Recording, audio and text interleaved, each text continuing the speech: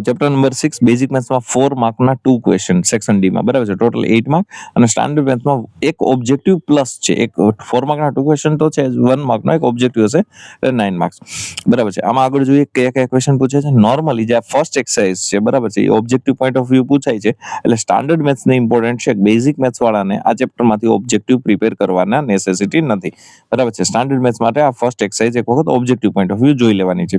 હવે theorem 6.1 most important, અને અત્યારે તમને આઈડિયા આવી ગયો હશે બરાબર છે, તમારી જે સ્કૂલ એક્ઝામ ને ચાલતી હશે એમાં બહુ બધી વખત પૂછી હશે થિયોરમ 6.1 બરાબર છે. હવે ઇમ્પોર્ટન્ટ શું છે ખબર છે, આ ચારો માર્ચ 2024, જૂન 2024, માર્ચ 2025, જૂન 2025 પૂછેલી છે. 99.99% ચાન્સીસ છે આ થિયોરમના બરાબર છે.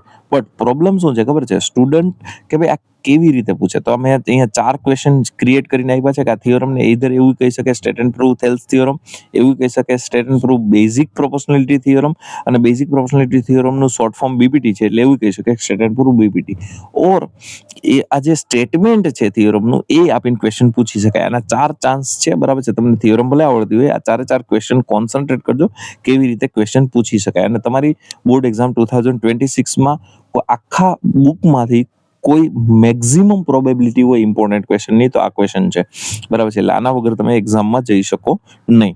એના પછી જોઈએ તો જે થિયોરમ 6.2 છે એ એવી જ ઇમ્પોર્ટન્ટ થિયોરમ છે અને સેમ એવી રીતના પૂછી શકાય છે બરાબર છે. Opposite state and prove converse of Thales theorem, state and prove converse of basic proportionality theorem, state and prove converse of BPT, અને એ સ્ટેટમેન્ટ ઉપરથી પૂછી શકાય છે. એક્ઝામ્પલ 2 જે છે બરાબર છે, એક વખત જૂન 2025માં પૂછેલો છે બરાબર છે.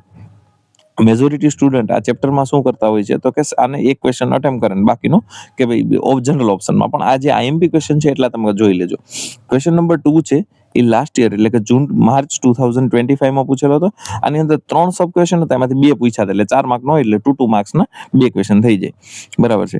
એના પછી આપણે નેક્સ્ટ એક્સરસાઇઝમાં જઈએ બરાબર છે. તો પછીની થિયોરમ એ કંઈ પૂછતા નથી નોર્મલી બરાબર છે.